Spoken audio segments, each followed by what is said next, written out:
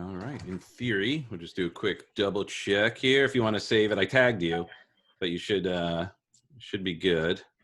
Mm-hmm. And yeah, here we go. All right. So welcome to the Real Deal On. And today we have a special guest. Mr. Nizan Mosery has been involved in real estate for the past 20 years and currently owns many properties nationally and worldwide. While living in New York, Mr. Mosery owned a construction company and applied his knowledge in the construction field, working on numerous single-family homes, multifamily, and commercial projects up to 300 units.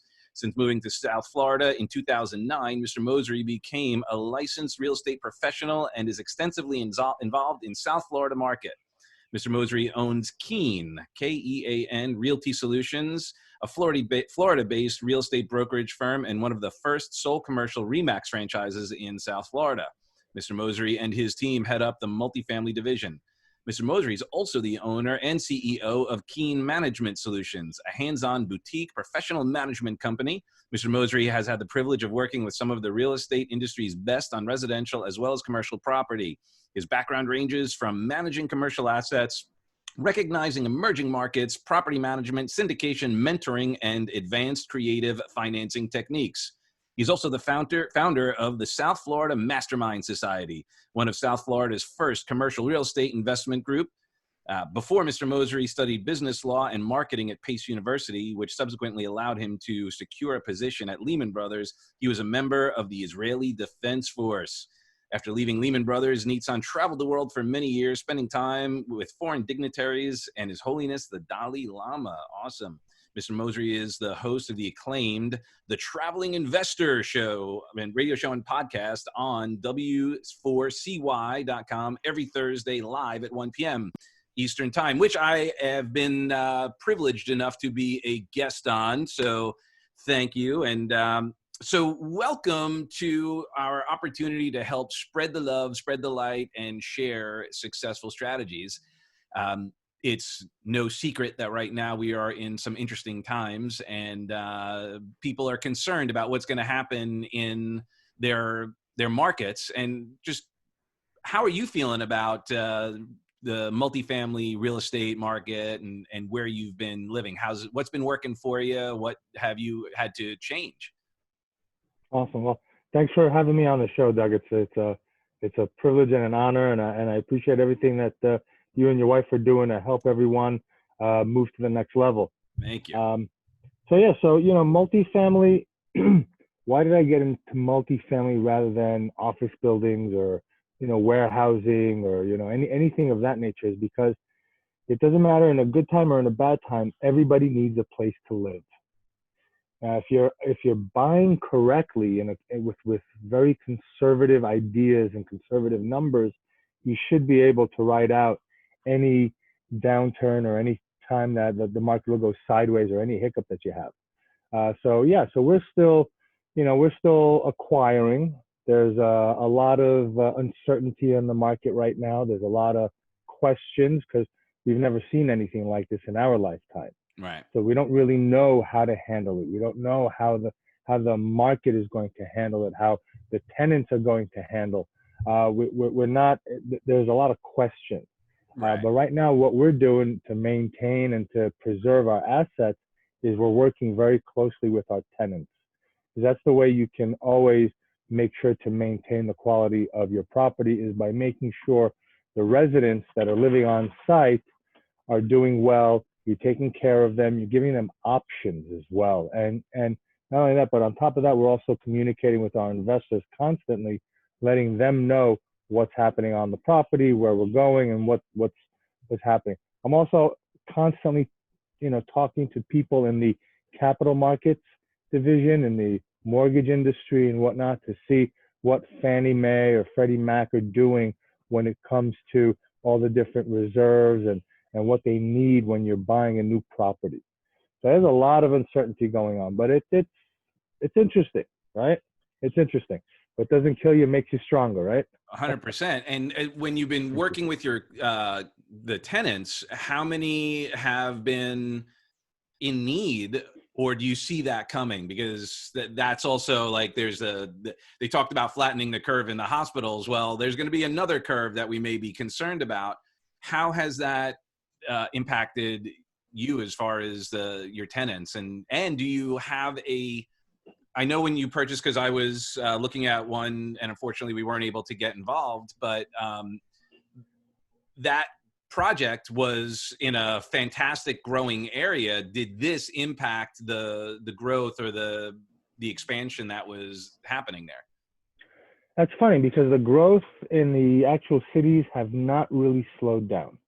The markets that we're looking at are markets in the southeast of the U.S., warmer climates, better tax havens for people, a lot of growth from industry, other industries.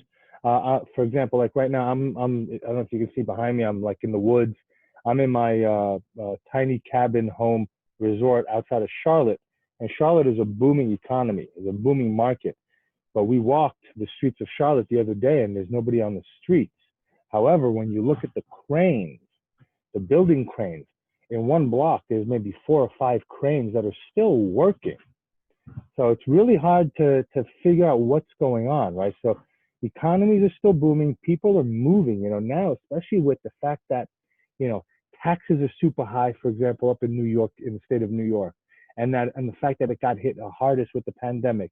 And they're thinking of staying closed until August. So people are getting, tense and they're getting uptight and they don't understand why they have to be in this situation. So they're looking to move to friendlier places. Mm-hmm. And the Southeast is a lot friendlier than the Northeast with a lot of reasons, right? Weather, just the quality of life, the tax havens, as I said, I live in Florida. So, just like you, we don't pay state income tax, right? Woo-hoo, it's a great thing. Right? A lot of people have moved here for that reason alone, and that's before all of this happened. Right. But this is, those states that have that, I believe the smart way to do it, because obviously it's working. So that aside, it's half the people down here from the Northeast anyway, so it feels like home. Right. We're both from New York. Well, I mean, you're originally from Israel, but same, it's great down here. Right. Absolutely. So, we have different properties in different locations in different cities, and they're getting hit differently. So let's say, right now we have 3 properties. So we have 3 properties outside of the Atlanta area. One of those properties was almost vacant before we went into this pandemic. So we were going and occupying the property, and then this hit. So that slowed down. But what was amazing was we were able to continue leasing up with people who have jobs during the pandemic, during the closure, during the quarantine. We have another property that was doing great before the quarantine, but because we have elderly people in there that have been living there for 10, 15 years, we actually had some Chinese workers that actually legally on visas came over from China that were living on our property, that they either had to go back to China, they got sick, or they stopped bringing them to our property. So with all that happening, one of our properties got hit a little bit harder than the others. So it varies on who is your demographic of resident in that property and whatnot. But like I said, we're helping everyone, right? Depending on, if we can do payment plans, right? What we're doing also is we're giving a list of who is now hiring, right? Because there's a lot of people now, because industries have shifted. There's more popularity for certain industries now during the pandemic, the quarantine and whatnot, that need employees, that need workers, right? Lowe's, for example, huge employee. They need Home Depot. They also need people because people are staying home. Where are they going? I got to take care of the fence. I got a little sheetrock I got to do. Let me paint the wall. Right. It's a perfect time. So, delivery dudes, for example, Chipotle, for example, right? All these places need people to work. But if you're sitting at home and you're a tenant or a resident and you just got laid off, your mindset is probably not the best, going, oh my God, who could I look? Let me research, let me this. So us as property managers, as owners, we incentivize our tenants also. Here's a list of places to go get work. Don't tell me that there isn't, right? Go out and hustle and go do it. Because yes, times suck right now for certain people, but we still have to pay rent. We still have our mortgages to pay. We got to pay the utility bills. We got to pay everything. If not, they close us down, and then everybody in our property loses, right? So Well, it's and been tricky waters. that's brilliant because that just shows your heart. Like I being that I know you as a person, and you're just extraordinary, just big hearted, giving, loving Thank you. person, and you're obviously brilliant. And the fact that you're helping your tenants with that, but also it does the secondary gain, it does kind of, like you just shared, put them a little bit on notice, like, hey, we know what's going on over there too. Like, you can't hide and say that, oh, we're not going to do it. And that's, Right. it's a secondary gain. I Mm-hmm. don't believe that's your motivation. I do believe in your heart that it's, you want to help them. It does Oh, create absolutely. accountability. So how have Absolutely. you managed your state? Like, when this first started to happen, what were some of the emotions that came up for you when, like, you just started noticing kind of the craziness? So when it hits and they start calling for quarantine and shutting down businesses, everyone in the industry that I know that owns properties that is buying, we're all kind of looking left, looking right, going, what's going on? What do we do? Oh my God. So it's funny. So my coaching clients were calling me. I was calling my mentors. They're calling their mentor because nobody's ever seen anything like this. Like, what do we do? Yeah. What do we do? How do we handle it? So, I have my, I don't know if I can say it here, my oh shit rule. Yeah. Where when things go bad, you're allowed to say 3 times. Oh shit, oh shit, oh shit. And then you're like, okay, you know what? I freaked out. Now it's time to get back to business. What's gonna happen? Where you got to look and you got to assess the situation, right? You got to look at the worst case scenario, and then you got to work from there, right? So that's kind of what we did. We said, all right, what's going to happen? What happens if we lose 50% occupancy or lose 50% of the income? How are we going to handle that? What are we going to do? Where can we look to find more money? So you start looking at, okay, what's the situation that we're in? And then you got to switch that mindset from the problem mind, because the mind that creates the problem cannot create the solution. So Mm. you got to switch, right? You got to say, okay, you know what? Holy shit's going to hit the fan. It's going to hit the fan hard. Okay, now we know what's going to happen. How are we going to assess it? How are we going to work through it? How are we going to tighten the sails and ride through this storm? And having amazing partners and having people that you can bounce ideas off of and whatnot is really crucial. And we just came up with an incredible game plan, great team, and we're just moving forward step by step, looking to see what is going on in the market, what's going on here, what's going on there. Do we have to adjust a little bit on the rent prices to help people, to bring them in so that we're occupied at least? What do we have to do? So we went out, we created a checklist, we created sort of a punch list of things that we needed to look at, things that we needed to do, what financial institutions can help us. We filled out all the um, economic The income EDL, the disaster, the PPPs, and all that. Did you EIDL, the get? PPP. We got the PPP for our hotel, which, so for example, we have also a hotel, right? We're not, our core business is multifamily, but sometimes when an opportunity comes your way, you got to Yeah. look at it and say, you know what, we got to jump on it. So this hotel came to us. It was a great opportunity. And as we all know, the hospitality industry was hit enormously, right? Yeah. So what do you do, right? Do you sit there and roll up in a ball and go, oh my God, what am I going to do? What am I going to do? I can't believe this. And you put your head in the ground hoping that everything just flies by you and you don't get affected. That's not the best solution, right? You got to be proactive. So what do we do? So our hotel is in Memphis, for example. So we went to the mayor, to the city, to the general of the National Reserves, who is in Memphis, and we said, hey, look, we have an industrial kitchen. We have this, we have this, we have this, we have rooms, we have industrial laundry facilities. Use us. We're here, we're available. So they started bringing people that were losing their homes, that were homeless, that needed help, that were getting price gouged by other places, right? Which is Wow. horrible, right? That's just horrible to do in a situation like this. And anybody who does that should be going out of business and probably should be put in jail. So they were price gouging these people who had nothing.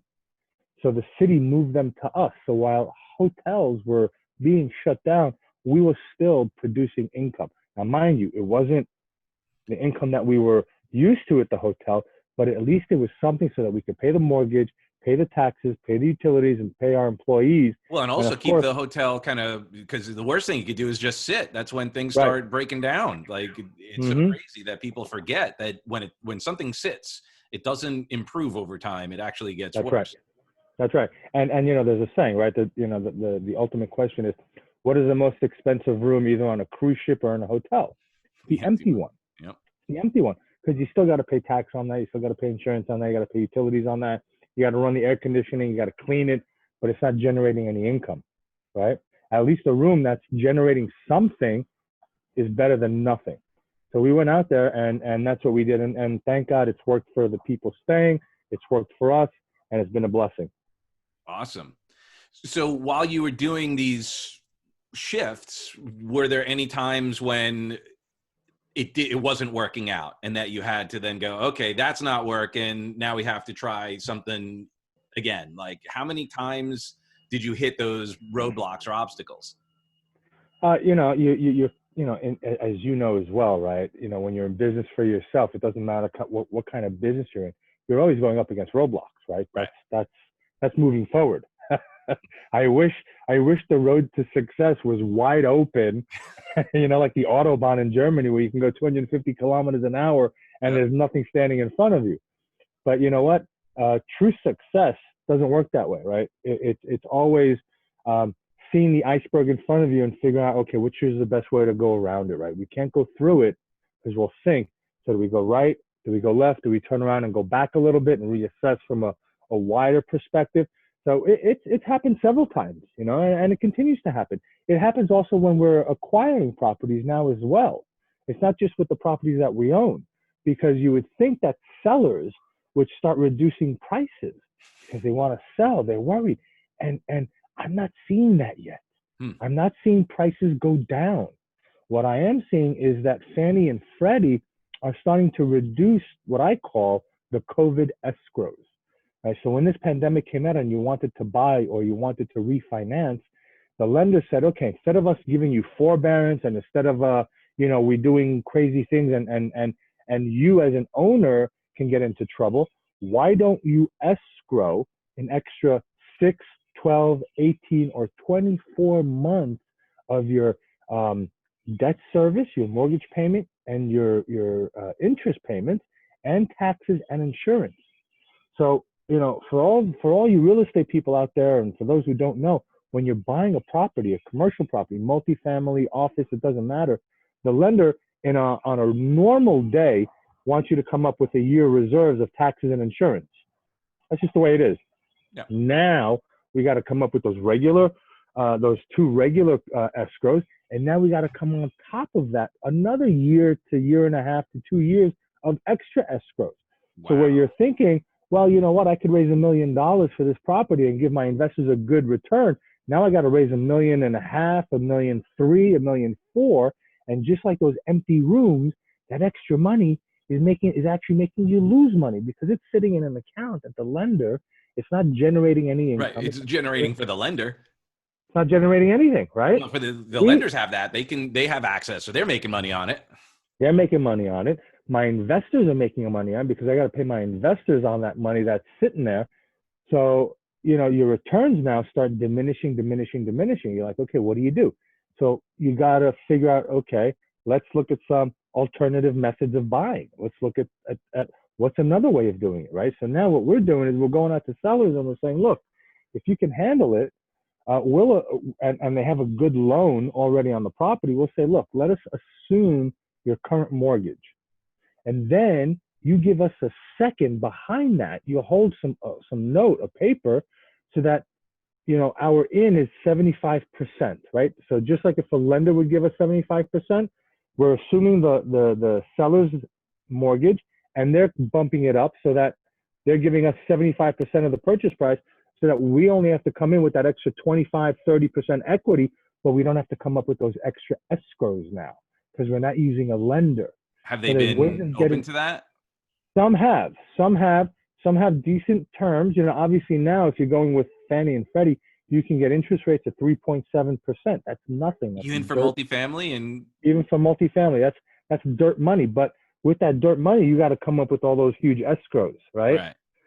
So I would rather maybe get a loan at, assume somebody's loan at 5% interest rate, hold it for a year, okay, with them giving us a second, hold that for a year until we're out of this stuff, until the escrows go down and are diminished, and then you can refinance, right? So you got to always look at these different strategies, and that's why I like listening to podcasts like yours and other places and whatnot, to hear other people's ideas and what they're doing, right? We got to communicate with each other, right? We're a huge community of investors, of coaches, of mentors that are giving to their clients information that are we're the ones helping them and guiding them, right? So we need to be in touch. We need to be notified on a daily basis of the different changes of what's going on, and it does happen on a daily basis. Yeah. Well, and what I love that you shared, you being a mentor and a coach, you also have mentors and coaches, and that relationship of, exemplar leadership and exemplar, and just showing that there are other ways to, so like for every problem, there are multiple solutions. And sadly, sometimes people get locked into finding a problem with the problem with the problem, and then problems with the solutions. And all they are problem focused as opposed to solution focused. And Exactly. what I'm gathering from you, and that's as coaches, that's one of the things, that's kind of our gig, is to help be creative in solving whatever challenges are going on. And what's so great is the team that you have as well. I've met some of your team, I'm sure not all of them, but you have that synergy, you have that ability to have a conversation, have different viewpoints, and then be able to go, oh, okay, well, I see where you're going with that. Okay, let's see where that goes and talk it out and just see what that's going to be, so you could come up with new creative opportunities. Absolutely. Team is super important, the more people you have on your team. I always like to say, if I'm the smartest guy on the team, we're screwed. Yeah. Same thing I've always said. If I'm the smartest guy in the room, I need a new room. Of my friends, exactly. I like to say that I hang with brilliant people, guys like you, but I am definitely not, the smartest guy in the team. Now, we all have our strengths and we all have genius to add. And I think that's what's so important, is to celebrate that.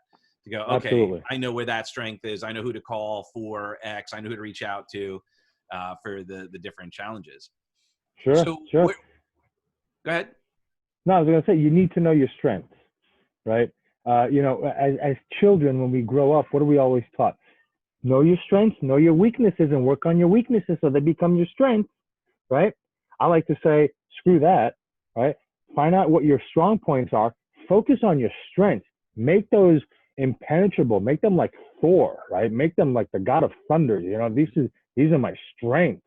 And then go find somebody else whose strengths are your weaknesses, and then you combine those two, and now you've got an army of Thor and people that are just, well, you got the high Avengers. Level. Everyone's got a different talent. Like, you're all, but as a team, it's unstoppable.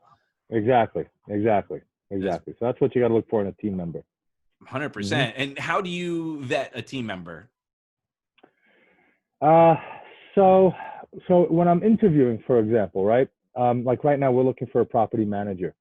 So on the, I'll go, let's say on LinkedIn, for example, I'll post a job and it's like $20 a day for the ad and whatnot.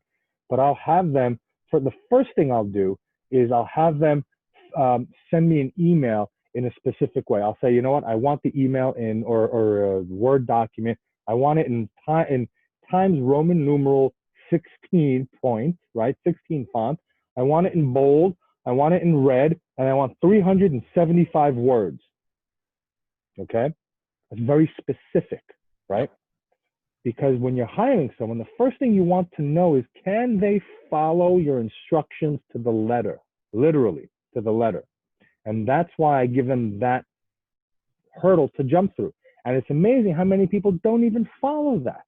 So when you're interviewing and you see people that haven't even followed, you can just delete them real quick, right? then, they got to have the same morals. They got to have the same values, the same work ethic. They got to be able to take, I don't want someone who's just a team member or just an employee. I want it to be their own, right? This has got to be something that you live, right?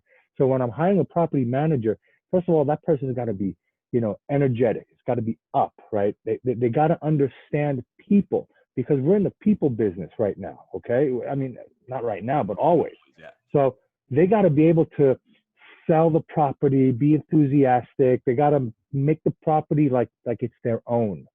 And when they do that and the property succeeds, we then reward our property managers. We reward our team members. For example, I told one of my property managers, I said, listen, I need 3 months, right? The T3. I need a T3 of super low expenses and super high income. And she goes, okay, what's the game here? I said, listen, if you do that, if you give me, she goes, I can do that by September. I said, all right, you give that to me by September, I'm going to pay for your 2-week vacation anywhere in the continental US. Boom, on me, Beautiful. right? Because I know how hard she's working. I know how hard she's taken, and she's busting her ass to do whatever it takes to make sure that our properties are up there. So why not reward her? Why not get her jacked? Why not get her even more motivated to go out and to succeed, right? That's what we do. We motivate our team members to succeed, and then everybody wins. Well, that is huge, because so often a lot of companies, they're only focused on their profits, not on their people. And people run companies. People Right. are, so when you can invest in your most valuable asset, which is your human capital, your team, have them get ownership, it's a game changer. Sure. So that is, I mean, that is huge. And I of course not surprised and expect nothing less from you. But I'm sure you've seen some of the, like you shared earlier, some of the organizations that don't think about, the ecology of the organization, that they're the ones that are struggling more than you are, because they don't have the support of the organization, because they don't Right. have ownership. They're just collecting a paycheck. They're just looking That's right. to, find an easier way. So when someone comes along and says, hey, we'll pay you more to stay at home, someone goes, oh, that seems like a good idea. I'll Right. do that, instead of going, you know what, I'm going to feel like crap about myself. I'd rather earn a little bit less for the short term to have some pride in what Mm-hmm. I'm doing, rather than get an extra few bucks. That's right. And that will happen if the organization doesn't honor their people. They'll be like, you know what, I'm not coming back because I'm getting paid more to, Sure. yeah. Sure. We went through the hiring process and we hired someone. And the first 2 or 3 days, she was already rallying up the other property manager and the maintenance person, not in a good way, Oh, okay. right? The word legal was thrown out. Are you allowed to do this? What do the other employees say about this? So when you hear these kinds of, this kind of tonality, this kind of mindset where, and it's funny because she told the other property manager, because why are you loyal to these people? It was like, really? This is this is your second day on the job and you're already talking like this? Wow. I told my property manager, I told my partners, I told my CFO, I said, I think this was the quickest hire fire I have ever done in my career, right? Because once you got somebody like that that's already saying these kinds of things and it's on their second day, imagine 6 months down the road what they're going to do and what kind of attitude they're going to have, right? You're going to ask them to do something and they're going to tell you to screw off, and now you got to fire them, and now you're workers comp, and now you got to deal with all this stuff. Better to nip it in the bud, right? So now we're doing 30-day probational period. You're going to work as a freelancer, right? Before we hire you, before we onboard you and all that, to make sure that you and I and the whole team can work together and that you're in the right mindset. Because if you're not in the right mindset, you can't be here. Sorry, right? Go sit at home and go cash that unemployment check if you're not going to be loyal to anyone, just yourself, right? So Yeah. you got to be very, very careful, right? You got to, what is it? Hire slow, fire fast, Yep. right? That's what you got to do. I believe it was Zappos is the guy that owns Zappos. He offers, when people come in and get the job, he'll be like, look, I'll give you like 25,000 not to take the job, Right. to kind of just get a feel for where they're at, because he doesn't want them, and it's cheaper for him. He knows, like, it's just crazy. People don't understand the cost of hiring people, and that it actually is cheaper for him to just pay him 25K to not take the job than it will be to hire them. And, I know there's more to it. It's not quite that Sure. simple. I don't want people running over to Zappos and be like, hey, give me a job so I can take 25,000. But there But is that's the mindset. right. That's the mindset, right? You can't hire someone that has that mindset. Well, that's short-term thinking, right? Right. Give me the 25 now, I'm out of here, right? Where's the loyalty? Where's the mindset that you want to improve yourself? You want to be part of a team, right? So that whole mindset is out the door, and you don't want that, right? You don't want that at all. It's a great thing. Yeah. I mean, that's the thing. It's the mindset is obviously what we teach. Like, I know your mentorship program and all of that. And from speaking with you just now, you're so clear that the techniques and all of the things, like to be creative and all of that, creativity is mindset. It's not technique. No, you know who said it best, right? I say, what's his name? Einstein. He said, imagination is more powerful than anything. Yep. Because from the imagination, we can create whatever it is we want. We can manifest just using our imagination, right? You got to believe it. You got to think it. You got to, without a doubt, right? Right? The doubt the size of a mustard seed can move a mountain, right? That's what's written in the scriptures, right? Yep. So it's all about the mind.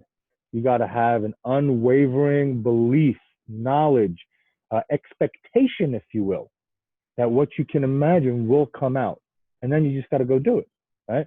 One of my past mentors, he said it best. He goes, imagine, right, that there's somebody on the top of one of the Himalayan mountains. He's got a check in his pocket for $10 million, and then that check is made out to you. The only thing is, he's not putting it in the mail. He's walking all the way from the top of that mountain all the way to you, wherever you are. So however long it takes him to get to you, that's how long you have to build your business to make sure that you are worthy of that $10 million check, right? So it's there. You just have to now go through the process and the steps to be able to be worthy and to spend the time to be able to receive that $10 million check.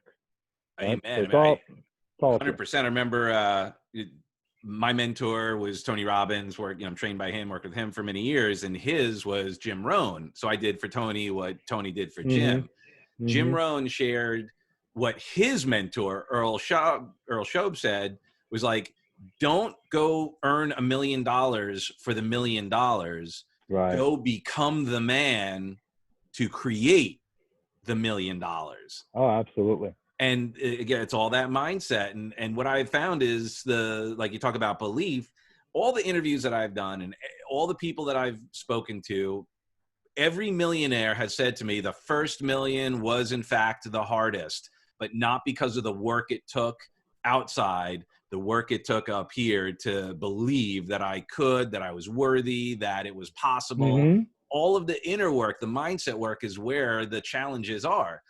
Which brings me to, I guess, kind of what's going on right now, where people are at in their beliefs and how it's manifesting for their experience, right? Not even getting into like, spreading it thin, but just the person who has a certain belief about what's happening and their relationship with their experience. Sure. So polarized, right? You see some people who are like, hey, this sucks, but we're going to have to figure out a way. There's things I can control, things I can't. I don't agree with this. I don't agree with that, but I can't change all of that. I'm just going to be diligent. I'm going to ask the right questions and I'm going to figure it out. And then there are other people who are mad at you for doing that.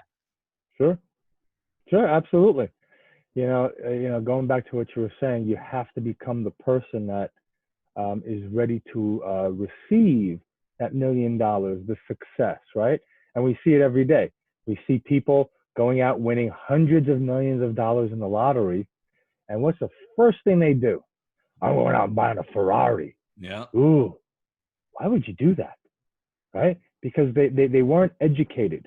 They're not thinking like a successful people, right? Like a successful person. So, you know, if you and I would win that $100 million, you know what? I'd be on the phone with you, kind of going, "What project you got going?" Exactly, right? The first $99 million is I'm Yeah, going to invest it first. yeah, First. yeah. Then we take $1 million and we go travel. You buy your But mother a after house. everything is set up, so that Right. because the Ferrari, all that's all nice and stuff, but that's fleeting. That's not going to, But It's a depreciating asset. yep, And if you know anything about anything, you know that you always want to buy appreciating assets. Now, is it wrong to go out and buy a Ferrari or a nice watch? Or no, no, there's nothing wrong with that. But you just have to you got to be able to make sure that you have the means to take care of that asset so that you don't end up in the shithole. right? Yeah, don't want to be living Right? in it. Exactly. You know, you don't want to be driving around like a lot of these kids I see today. They're driving around in their Beamers and their Mercedes and they're all blinged out. But you know what? They're still living at home with mom and pop, right? They're leasing these cars, so they're paying $400-500 a month, right, for a lease. But yet they don't have a job. They don't have the mindset. They don't, you know, it doesn't exist, right? So you have to become the person first. And like you said, I don't teach people to go out and to get the money, right? Because then you'll be chasing your tail like a dog for the rest of your life. Yep. Where's the money? Where's the money? Where's the money? Where's the money? And I learned this the hard way. I learned this living in New York City and growing up in New York City. It was always about the money. It was always about go get the money, get the money. Okay, so when I got some money, all right, I got money. Now what? Oh, go get more money. Go get more money. Go get more money. Go get more money. Like when does it end, right? So now what I teach my clients and what we work on is let's build a lifestyle. What lifestyle do you want to live? Do you want to have a nice house? Do you want to be able to travel with your family while you're working? What is it that you want to have? Show me your lifestyle once you've reached success. And then we'll work backwards to building the business that will revolve around your lifestyle rather than creating a lifestyle that will revolve around the business, right? And then we're going to work on the mind. We're going to focus so much on the mind because, you know, it doesn't matter if you're in real estate, if you're in stocks, if you're, you know, Forex, crypto, whatever. If you're an engineer, it doesn't matter if you're a business owner, if you work for somebody else. It's all about the mindset, right? You can come into a job and go, I hate my job, and just sit there and do the minimum amount of work just to get that paycheck, right? Then you've got somebody else who's got the same job and they're fired up. They come in every day an hour early or half hour early. They stay an extra half hour late. They fly through their work. They finish it early. They ask for more work. And then what happens? They get rewarded for that, right? Now you're supposed to get rewarded. If you're in a job where you're doing that and you're not getting rewarded, then you need to go find another place that values you and rewards you for your, you know, for everything that you do, right? But it's all that, right? Who do I have to become to be able to achieve the success? It's not let me achieve success and then I'll become that person. It doesn't work that way. We have to become success first to achieve success, right? We have to have that mindset.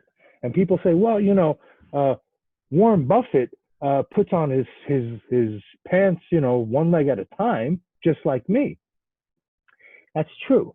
But what people don't know is that before he puts on his pants one leg at a time, he spends the first 4 hours of his day, right?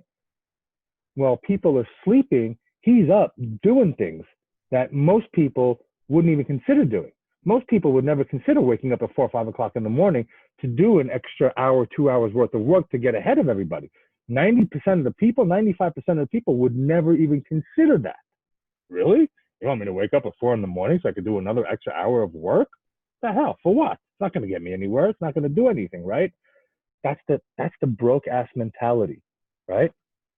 I mean, you hear it all the time is when you talk to successful people, they will always share like, man, I was doing before I had the success. This is what I was doing. I put in the extra work. I took these risks. I did these investments. I did things that at the time people, you know, my friends and all that, they were out partying and I was here building. And That's right. And That's right. unfortunately, all too often people only see the result, and they don't see, and it's not celebrated, the The hard work. otherness, the work, the Right. mindset, the efforts that are done, because no one knows. Right. It's always, I may get a lot of criticism for what I'm going to say now, but it's always the sheep mentality that goes, why would I do that? That's not going to work. That's not blah, blah, blah. Right. But it's the lions, right? It's the wolves. It's the ones that go out there and hunt and know, you know what? No one else is going to do this for me. I got to do this on my own. I got to make sure that I provide, that I do. I don't have a fallback, plan. There is no plan A, B, C, D, E, F. In my business, yes, right? You got to have those different. If this strategy doesn't work, let's regroup. Let's do another strategy and whatnot. But when I'm going out there and building myself, there's no, well, I'll give it a shot. And if it doesn't work, I could always go to Starbucks. Doesn't work that way, right? We Yep. all know it. Well, Right? Tony talks about burning the bridges, right? That's what Washington did, and I believe, was it like Stalin or someone? The way he ran it was, he's like, "Here's the line. There's the enemy. You come Right. back this way We're over gonna this shoot you. line, we're shooting you. So Right. you got no choice but that way." Mm-hmm. And Mm-hmm. that's such an interesting philosophy, because, truth be told, is that we're conditioned to things should be easy. We're Right. conditioned that you shouldn't have to work so hard. And part of that conditioning, unfortunately, what people don't recognize is guys like you make it look easy because you did all the work.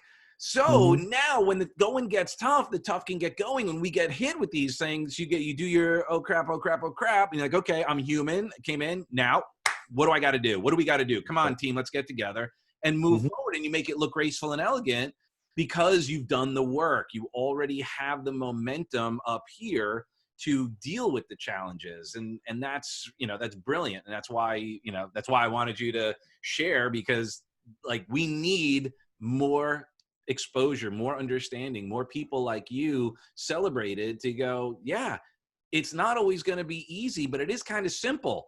Going backwards, sitting on my laurels, putting my head in the sand is not the option. What we have to do is just be creative, ask better questions to get better answers, surround yourself with an amazing team, and just keep Mm-hmm. pressing forward, have a purpose. Absolutely. And never give up. Never give up. And I appreciate everything you said. And the same for you. You make it look so easy, right? Because yes, you're absolutely right. We've done the time. We've put in the mind. We've put in the work. We've worked on ourselves more than anything else, and more than anyone else, right? I constantly am working on myself, right? I'm not perfect. I have a wife. I have two daughters. I have a dog. I have a mortgage. I have friends. I have this, right? We're always being put in situations that, oh wow, you know what?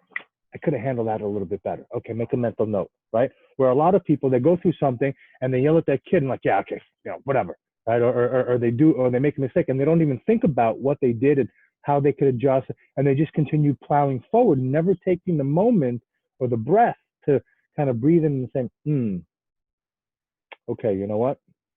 Maybe I was a little short. Maybe I was a little rude. Maybe I could have handled that differently. Next time when this situation happens, what I'm going to do is I'm going to take a deep breath. I'm going to pause for a second. I'm going to let my anxiety and my stress just kind of flow out. And then I'm going to come from a place of peace and tranquility and go to that person with that mentality and with that mindset. And, we're all human. We make mistakes, right?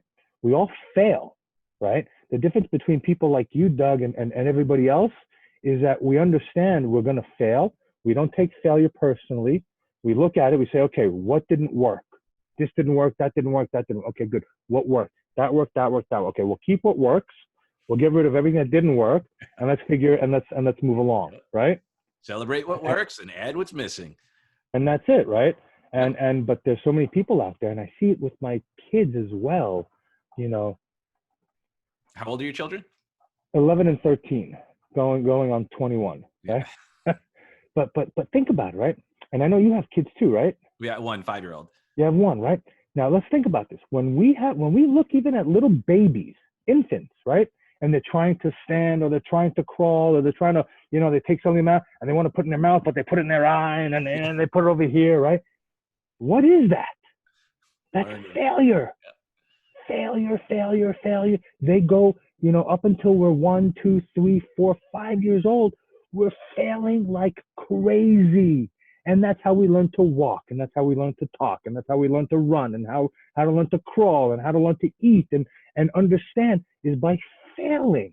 But for some reason, as soon as we put our kids in the quote unquote educational system, then they start, oh no, it's no good to fail. Oh, you got 10 wrong on your math problem. Oh, that's a big red 0 on that. No, sorry, man. My daughters come up to me, that even in Montessori in private, right, where they're supposed to, my daughter, oh, look, Daddy, I got 2 wrong. I'm like, no, you didn't. You got 8 Right. right. Yeah. You got 8 right. I'm so proud of you that you got 8 right. That's so awesome. Celebrate that. Celebrate what you got right. Doesn't mean that you ignore what you got wrong.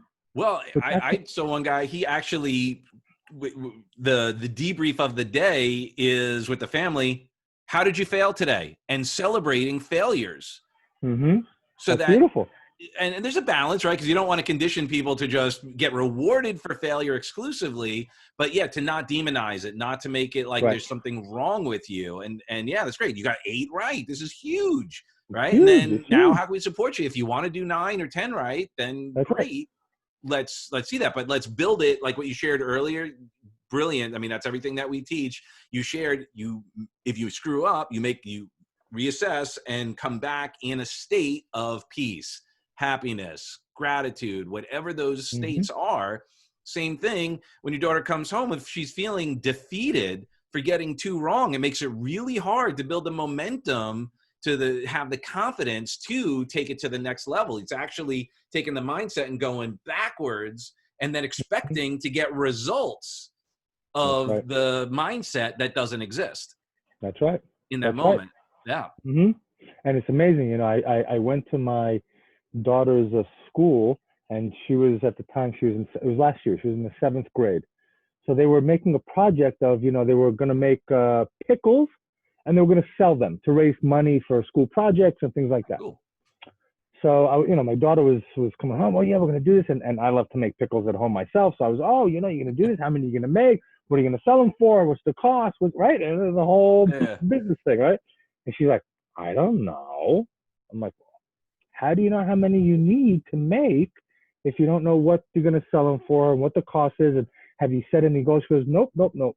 So I went and I emailed the teacher and I said, hey, have you set goals for the kids for the businesses? Have you taught them? She's like, oh no, I don't know how to do that. Really? You don't know how to set goals? You're not setting goals for the class, for the students? Yeah. I mean, it I could have said, just been okay. arbitrary, make $100, like just anything. Right? So I came in and I taught them. I Oh, spent, wow. a half hour, an hour on the board teaching 7th and 8th graders how to set goals, how to go backwards, how to do all this and whatnot. But it blows my mind how even a Montessori teacher wasn't thinking about teaching them to set goals and to move forward and incentivizing them, right? Because when you have a goal and it's on paper and you can see it, this is what we need to do and this is how we're going to do, you kind of don't even have to think anymore because you wrote it all down on paper. Yep. And now all you have to do, what do we do with the recipe? We look at the recipe, 2 tablespoons of sugar. Okay, 1, 2, 3 tablespoons of flour. 1, 2, 3, right? 2 eggs, 2 eggs, right? It becomes sort of stupid at that point, right? And that's what goal setting does. Goal setting takes everything from up here, puts it on a piece of paper, so you don't have to really think about the process, the steps, and all that. You can focus on actual, okay, what do I need to do? I need to talk to 10 people today. Where am I going to find these 10 people? Which 10 people am I going to talk to? What do I have to say? What's my goal for talking to these 10 people? Now you've got it written down. All you got to do is go out and do it. It's And then that you can get simple. creative and go, oh, why don't I just go to a restaurant? I can maybe sell all the pickles in one shot. Because now you have Exactly. a goal. Oh, now let me find the ecosystem that is going to support my Right. outcome. Absolutely. Absolutely. So it's important to, it's important to have, to get kids from the right age to start thinking correctly, right? And and I saw a post on social media, and I love social media for this because you have access.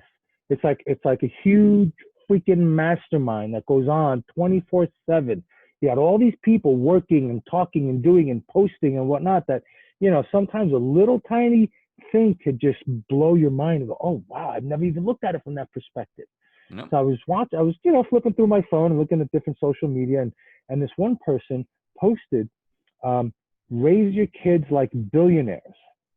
Don't give them money for chores, but every time they finish a book, you give them money for finishing a book. I was like, dude, that's awesome. So I Yeah. went to my 13-year-old girl and I said, look, for every book you finish, I'm going to give you $20. She's like, what, really? And then she was like, oh, one of these like children's books. I'm like, Yeah. no. See Sam Not run. a, right, exactly. Not, socks and fox and fox and socks. No, not that, right? So I'm like, you got to, read like books like Think and Grow Rich, How to Win Friends and Influence People, George Orwell, really mind, and it doesn't even have to be a self-help book, but an advanced book, right? Something that books Something to that you feed the read. mind. Yep. Right, something that'll just get you to read because I look at myself. I don't like to read. I wasn't taught to read well. I wasn't given books when I was younger that that I enjoyed to read. It was always the curriculum books. Here, read this, read this, read it. I don't want to read this. I don't want to Catcher in the Rye. What do I care about that guy, right? Who cares? But so I never was trained to read well, and I never practiced well. So for me, reading, it takes me a very long time to read a book because I read every single word, one word at a time, and I'm like, wait a minute, what was that sentence again? And I go back and I read it again. So I'm very slow. Do you read with your ears? That's what I do. I audible. Sometimes, but what happens with me on that is that they'll say something on the book and my mind will start going. And I'm like, wait a minute, all right, rewind back, right? But now what I do is I give my daughter. So now she's reading Chris Voss, Never Split the Difference: How to Negotiate as If Your Life Depended on It. Wow. 13 years old, she's reading this book. Do you think it could help her negotiating with us to get what she wants?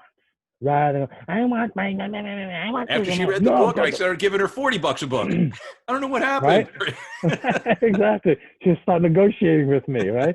But again, that was a shift for me in the way I looked at my ways of doing it. And I said, wow, you know what? That's what I'm going to do from now on. Screw the chores. The chores are great. You can do the chores, continue. But I'm going to incentivize you to read. Read. Open your mind. Get those juices flowing, right? Because now is the time when you got to create those habits, right? When they're young, right? When they're there. It's all about habits. You're either doing good habits or you're doing bad habits, right? It's one or the other, right? Yeah. So, what habits are we feeding our children? What habits are we creating for our children? That's what we got to look at. And also that was beautiful. it's really valuable to also the work that we do for ourselves. We by proxy also are leading by example. So Absolutely. like we pick up, our children pick up. That's just modeling. That's how how they do it. So we have to be very careful about the language we use, about the the declarations that we make about how we feel about ourselves, how we feel about the economy, how we feel about our job or our business or whatever it is, because that is planting those seeds that you shared earlier that then can move a mountain or destroy one. Absolutely. And so dealing in commercial real estate and whatnot, my daughters hear me always on the phone. Okay, that's 4 million. We got to come up with $1 million. We got to come up with 10 million. Where we're going to get the money? Okay, we got to do this. We got to do that. So for them, growing up, hearing about millions and millions of dollars, to them it's like, yeah, what is that, Daddy? How much does that house cost? $1 million. Okay, let's go get it. It's $1 million, right? So, but for them, when they're older and somebody says, oh, you know what, we got to buy that building, it's $10 million. $10 million. My dad was doing that when I was 5 years old. Come on, right? It's a different mindset where you have someone growing up in a house where, oh, we gotta watch our pennies. Let's cut coupons. Let's go with dad to work so he can make an extra $20. That's also part of the mindset, right? Yep. So now when you're growing up, you're like, oh, we don't have enough. We always have to cut coupons. I remember mom cutting coupons. I remember dad cutting coupons, And right? then that's what you Now, do. now, mind you, there are still families that have to cut coupons. I'm not bashing anyone, Well, look, there's nothing wrong right? with, I mean, You got to finding do what you got to deals. I do, mean, but if that right? becomes like a life or death thing, it does have an Exactly, impact. And exactly. You can still cut coupons and still be, what's the word I'm looking for? frugal, Frugal. Thank you. You can still be frugal, but have the right mindset, right? right? It doesn't mean that if you're making $1 million, you go spend $1.5 million, right? Right. If you're making $1 million, man, go save $200,000-300,000, right? Then spend it on what you need, only on what you need, not what you want, right? And be frugal with your money, right?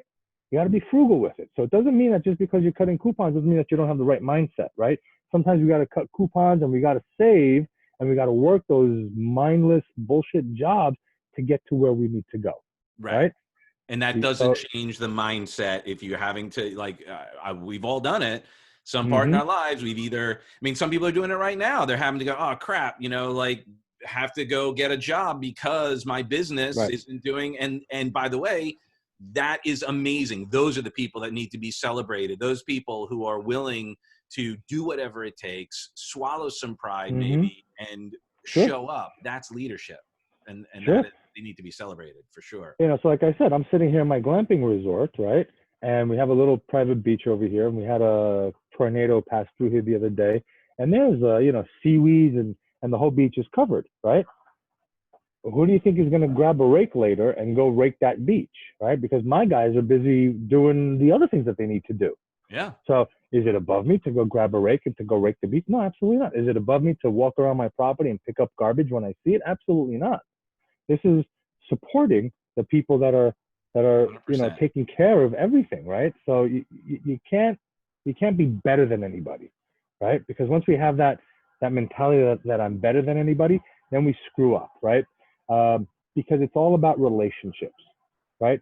And what I like to teach my people, my clients, and share with people is, we always hear, oh, we got to build relationships. We got to, how can I build a relationship with someone real quickly? Oh, I don't like talking to people. I'm not this. That.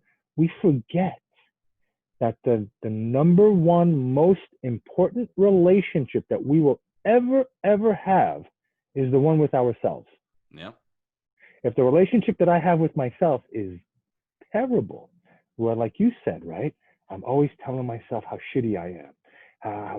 Why I'm so stupid. Why did I do it that way? Oh, I'll never be successful. Oh, you know what?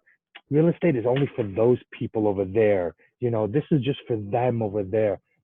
And then it becomes a self-fulfilling prophecy. Then you're not going to get anywhere, right?